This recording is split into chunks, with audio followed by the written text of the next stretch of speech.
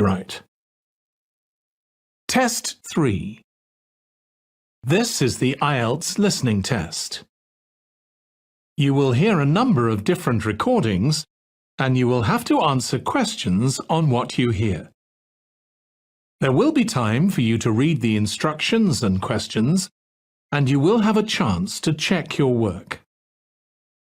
All the recordings will be played once only. The test is in 4 parts.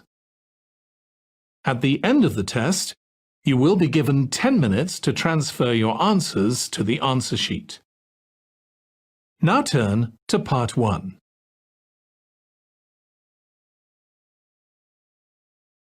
Part 1. You will hear a woman who works at an employment agency talking to a man about jobs he could apply for. First, you have some time to look at questions 1 to 5.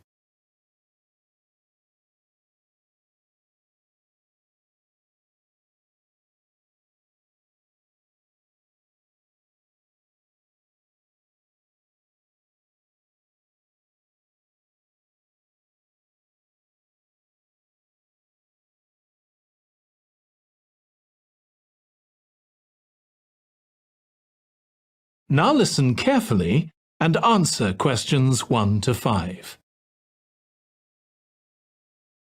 Good morning. Thanks for coming in to see us here at the agency, Joe.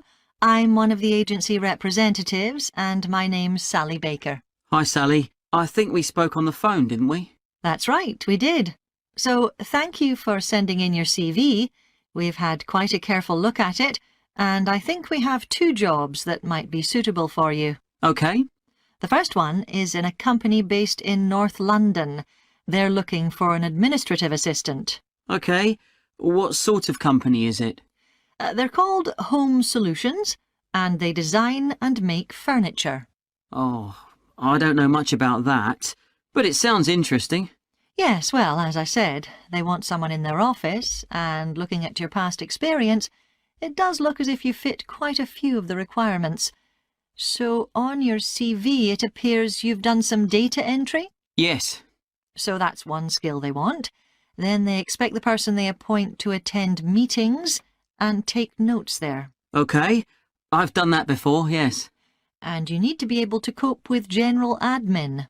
Filing and keeping records and so on. That should be OK. And in my last job, I also had to manage the diary. Excellent. That's something they want here too. I'd suggest you add it to your CV. I don't think you mentioned that, did you? No. So, as far as the requirements go, they want good computer skills, of course, and they particularly mention spreadsheets. That should be fine. And interpersonal skills, which would be something they'd check with your references. I think that should be OK, yes. Then they mention that they want someone who is careful and takes care with details. Just looking at your CV, I'd say you're probably all right there. I think so, yes. Do they want any special experience? I think they wanted some experience of teleconferencing. Oh, I've got 3 years' experience of that. Let's see. Yes, good. In fact, they're only asking for at least 1 year, so that's great. So is that something that might interest you? It is, yes. The only thing is, you said they were in North London, so it would be quite a long commute for me. OK. Before you hear the rest of the conversation, you have some time to look at questions 6 to 10.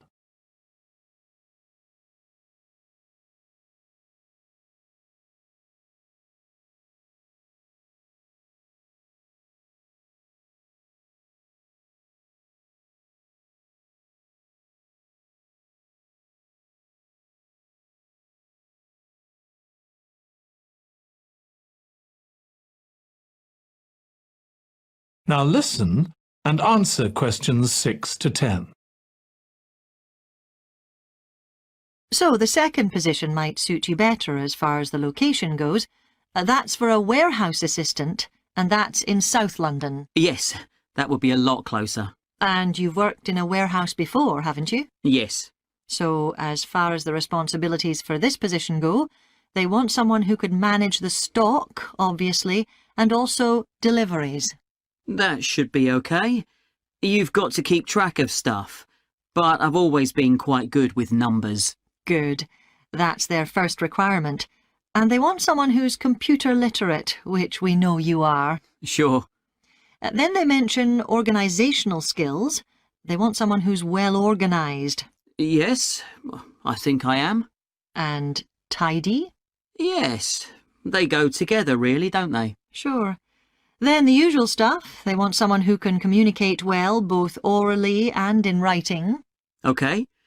And for the last warehouse job I had, one of the things I enjoyed most was being part of a team.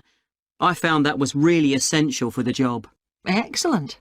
Yes, they do mention that they want someone who's used to that, yes. Now, when you were working in a warehouse last time, what sorts of items were you dealing with? It was mostly bathroom and kitchen equipment, sinks and stoves and fridges. So you're okay moving heavy things? Sure, I'm quite strong and I've had the training. Good. Now, as far as experience goes, they mention they want someone with a licence and that you have experience of driving in London, so you can cope with the traffic and so on. Yes, no problem. And you've got experience of warehouse work. And the final thing they mention is customer service. I think, looking at your CV, you're okay there. Right. So, what about pay? Can you tell me a bit more about that, please? That is the end of part 1. You now have 1 minute to check your answers to part 1.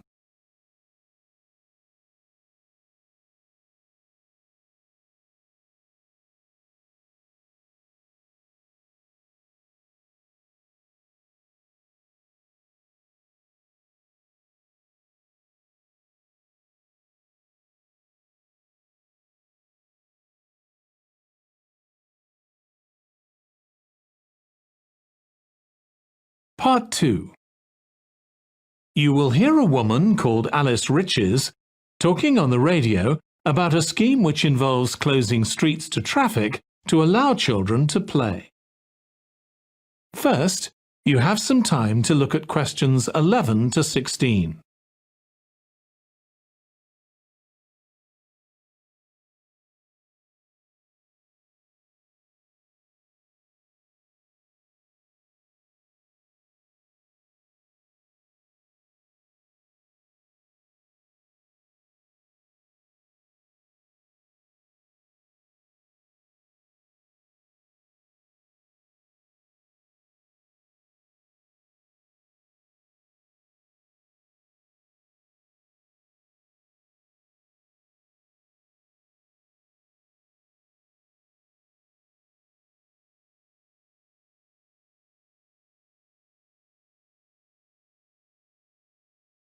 Now listen carefully and answer questions 11 to 16.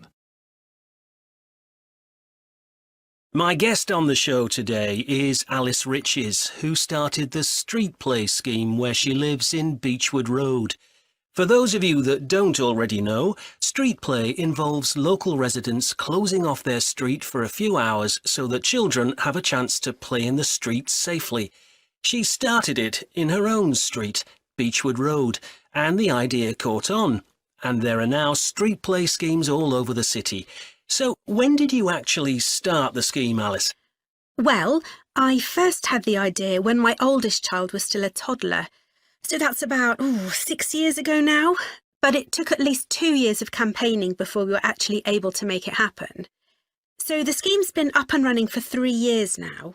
We'd love to be able to close our road for longer, for the whole weekend, from Saturday morning until Sunday evening, for example. At the moment, it's just once a week.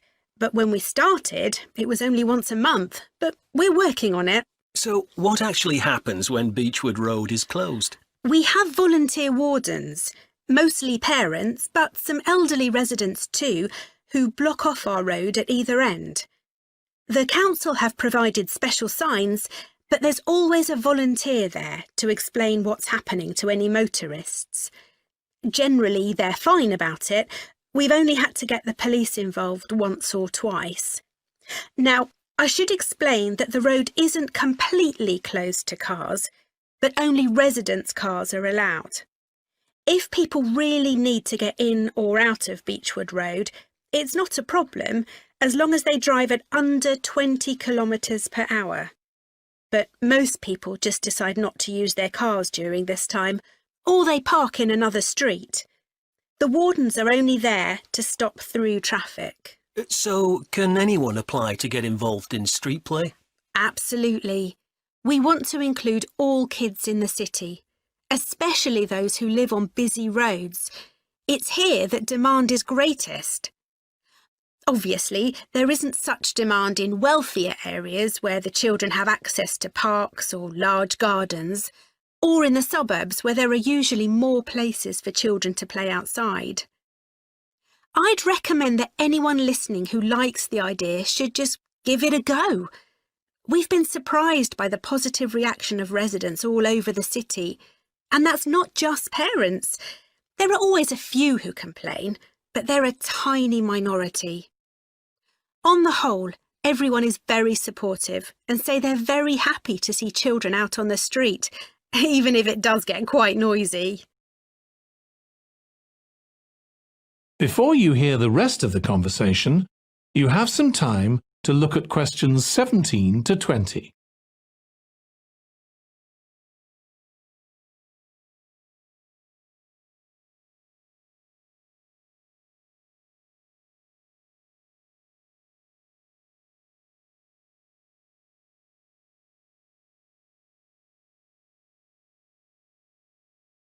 Now listen and answer questions 17 to 20. There have been so many benefits of street play for the kids. Parents really like the fact that the kids are getting fresh air instead of sitting staring at a computer screen, even if they're not doing anything particularly energetic. And of course, it's great that kids can play with their friends outside without being supervised by their parents.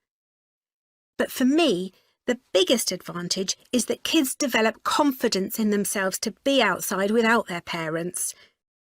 The other really fantastic thing is that children get to know the adults in the street.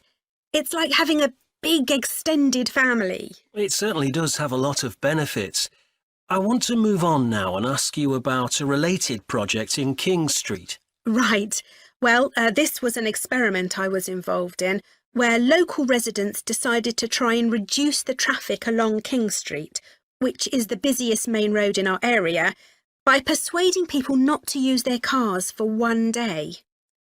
We thought about making people pay more for parking, but we decided that would be really unpopular. So instead, we just stopped people from parking on King Street, but left the other car parks open. It was surprising how much of a difference all this made. As we'd predicted, air quality was significantly better, but what I hadn't expected was how much quieter it would be, even with the buses still running.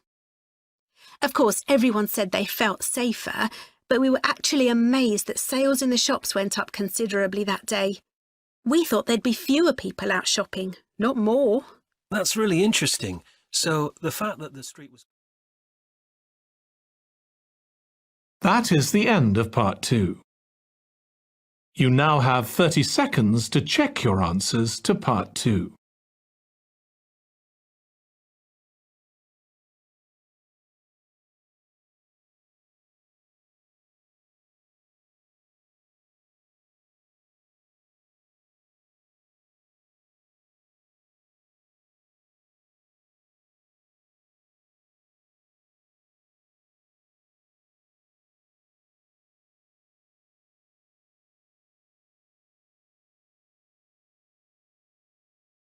Part 3. You will hear two students, called Hazel and Tom, talking about Hazel's Media Studies assignment.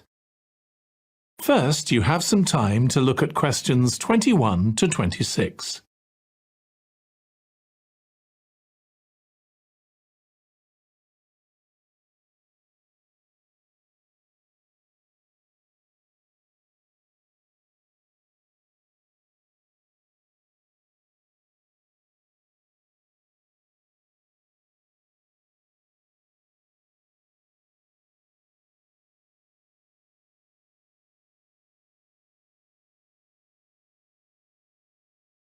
Now listen carefully and answer questions 21 to 26.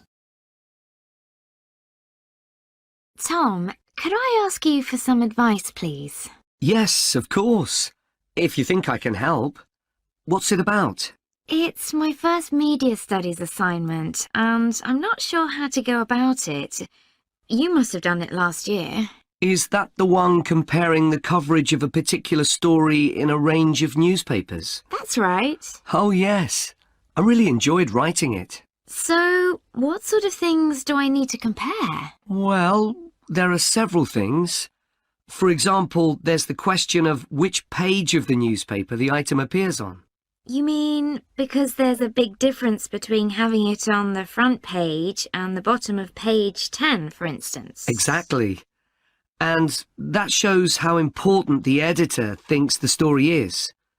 Then there's the size.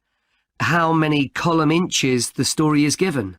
How many columns it spreads over. And I suppose that includes the headline. It certainly does. It's all part of attracting the reader's attention. What about graphics? Whether there's anything visual in addition to the text? Yes, you need to consider those too, because they can have a big effect on the reader's understanding of the story. Sometimes a bigger effect than the text itself.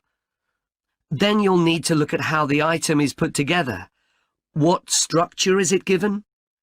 Bear in mind that not many people read beyond the first paragraph. So what has the journalist put at the beginning? And if, say, there are conflicting opinions about something, does one appear near the end where people probably won't read it? And newspapers sometimes give wrong or misleading information, don't they? Either deliberately or by accident. Should I be looking at that too? Yes, if you can. Compare what's in different versions. And as far as possible, try and work out what's true and what isn't. And that relates to a very important point. What's the writer's purpose? Or at least the most important one, if they have several. It may seem to be to inform the public, but often it's that they want to create fear or controversy, or to make somebody look ridiculous. Gosh, I see what you mean. And I suppose the writer may make assumptions about the reader. That's right. About their knowledge of the subject, their attitudes, and their level of education, which means writing so that the readers understand without feeling patronised. All of that will make a difference to how the story is presented. Before you hear the rest of the discussion, you have some time to look at questions 27 to 30.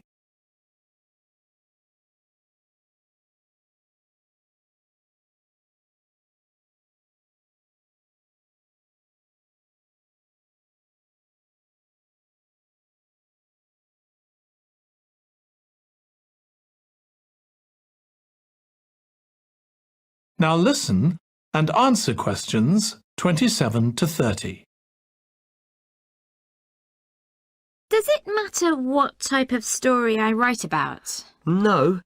National or international politics, the arts, anything, as long as it's covered in 2 or 3 newspapers.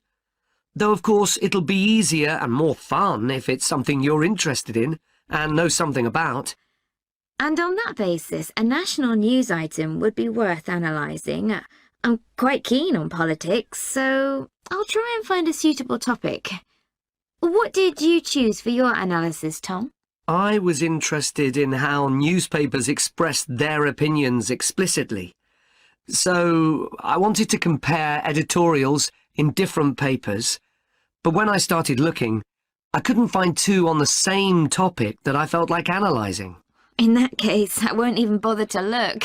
So in the end, I chose a human interest story, a terribly emotional story about a young girl who was very ill, and lots of other people, mostly strangers, raised money so she could go abroad for treatment. Actually, I was surprised. Some papers just wrote about how wonderful everyone was, but others considered the broader picture, like why treatment wasn't available here. I usually find stories like that raise quite strong feelings in me. I'll avoid that. Perhaps I'll choose an arts topic, like different reviews of a film or something about funding for the arts. I'll think about that. Yes, that might be interesting. Okay, well, thanks a lot for your help, Tom. It's been really useful. You're welcome. Good luck with the assignment, Hazel. That is the end of part 3. You now have 30 seconds to check your answers to part 3.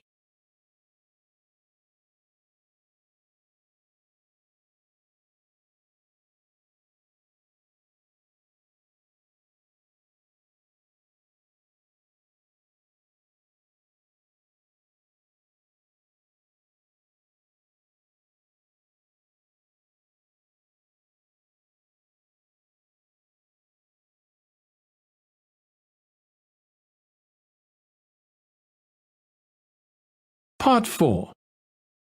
You will hear part of a lecture on the early history of keeping clean. First, you have some time to look at questions 31 to 40.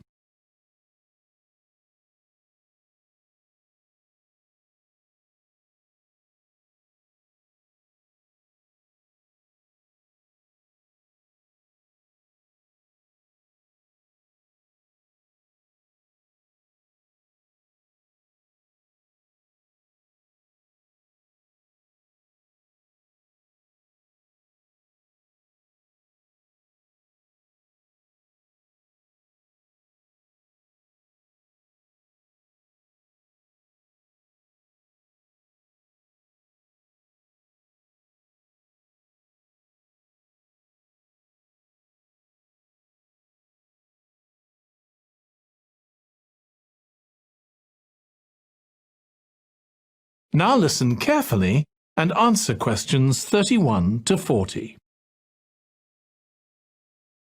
Nowadays, we use different products for personal cleanliness, laundry, dishwashing and household cleaning, but this is very much a 20th century development. The origins of cleanliness date back to prehistoric times. Since water is essential for life, the earliest people lived near water and knew something about its cleansing properties, at least that it rinsed mud off their hands. During the excavation of ancient Babylon, evidence was found that soap making was known as early as 2800 BC.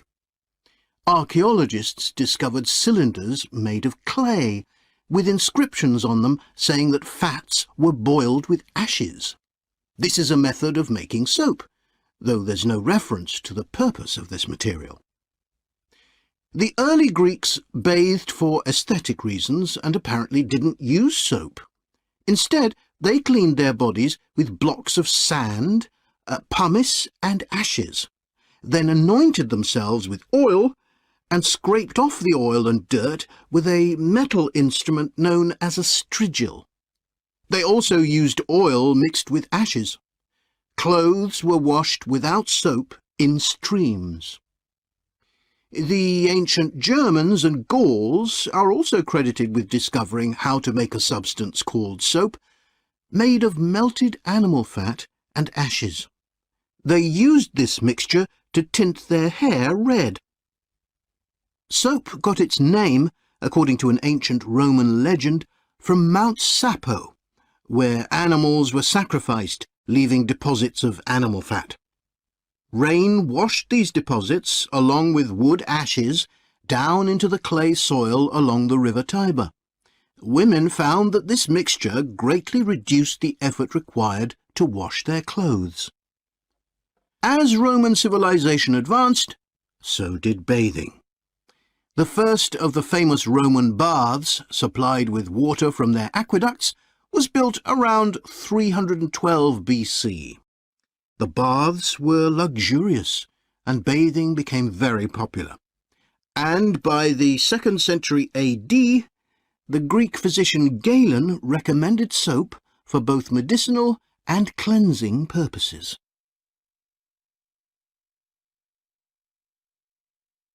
After the fall of Rome in 467 AD and the resulting decline in bathing habits, much of Europe felt the impact of filth on public health. This lack of personal cleanliness and related unsanitary living conditions were major factors in the outbreaks of disease in the Middle Ages, and especially the Black Death of the 14th century. Nevertheless, soap-making became an established craft in Europe, and associations of soap makers guarded their trade secrets closely.